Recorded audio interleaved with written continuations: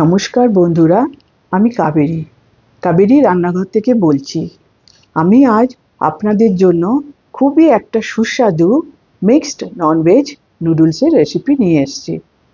এই রেসিপিটা আমি আমার স্টাইলেই বানিয়েছি। চলুন এবার দেখি সবজিগুলোকে কি করে কেটে নিতে হবে। আমি এখানে গাজরগুলোকে ছুরির সাহায্যে পাতলা পাতলা করে কেটে নিচ্ছি। গ্রেটারের সাহায্যে বাঁধাকপিটাকে পাতলা পাতলা করে কাটছি। এভাবেই পাতলা পাতলা করে কেটে নিতে হবে। বিনগুলোকে পাতলা পাতলা ছোট ছোট করে কেটে নিতে হবে।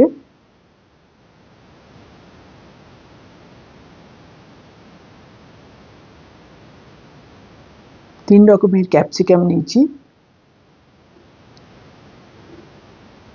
ক্যাপসিকাম গুলোকেও এবারে গ্রেটারের সাহায্যে পাতলা পাতলা করে কেটে নিচ্ছি।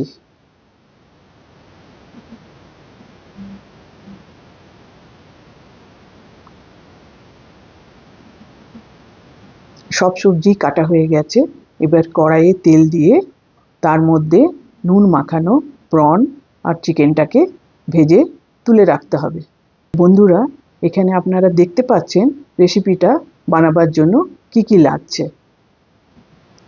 বাঁধাকপি, গাজর, তিন রকমের ক্যাপসিকাম, চিকেন ভাজা, প্রন ভাজা, আর এছাড়া ডার্ক সয়া সস অল্প, আজিনামোটো, আর দুটো ডিম নিয়েছি আমি এতে দেবার জন্য রেসিপিতে।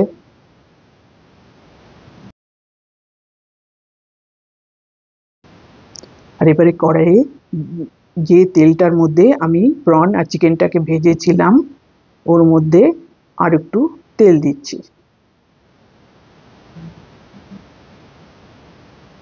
ওই তেলের মধ্যে এবারে ওই পাতলা করে কাটা সমস্ত সবজিগুলোকে আর ভাজা করে তুলে রাখতে হবে। আমি এখানে প্রথমে গাজর ভাজছি, তারপরে বিন দিয়ে দিলাম, কারণ এই দুটো সবজি একটু সময় নেয় ভাজতে।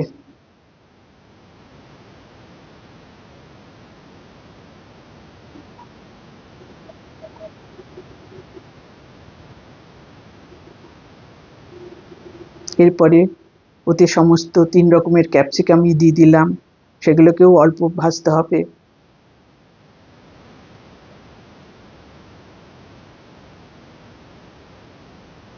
তারপরে বাঁধাকপিটা কুচি করে কাটা যে বাঁধাকপি ছিল সেটা দিলাম। ভেজে সব সবজিগুলোকে তুলে রাখতে হবে।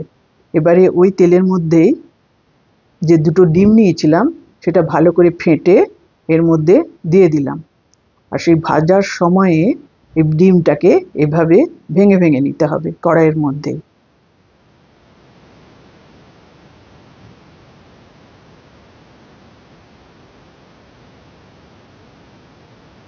ডিমটা যেই ভাজা হয়ে যাবে তারপরে তার মধ্যে আমি গোলমরিচের গুঁড়ো ছিটিয়ে দিলাম।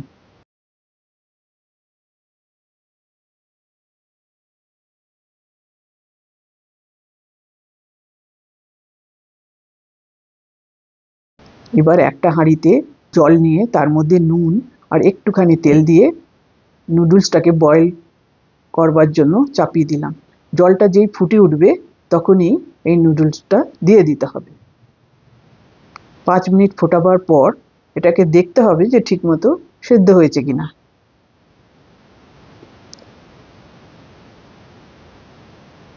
যখন দেখবেন হাত দিয়ে তুলে যে নুডলসটা ভাঙা যাচ্ছে, নরম হয়ে গিয়ে, তখনই ওটা জল ঝরিয়ে নেবেন।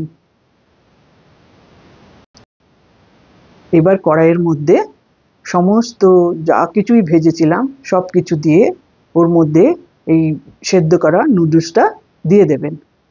ডিমটাও যে ভেজেছিলাম সেটাও দিয়ে দেবেন। তারপরে বেশ 5 মিনিট ধরে বেশ ভালো করে ওটাকে মিক্স করতে হবে কড়াইয়ের মধ্যে।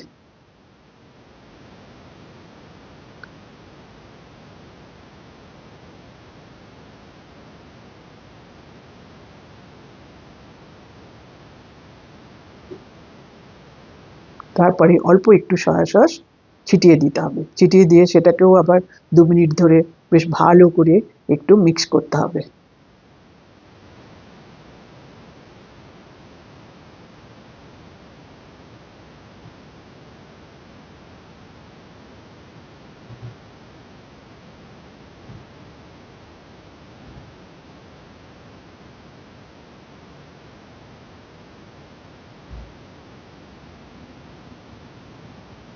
এরপর ভাজা হয়ে গেলে বন্ধুরা ওর মধ্যে আজিনামোটো দিয়ে দিতে হবে।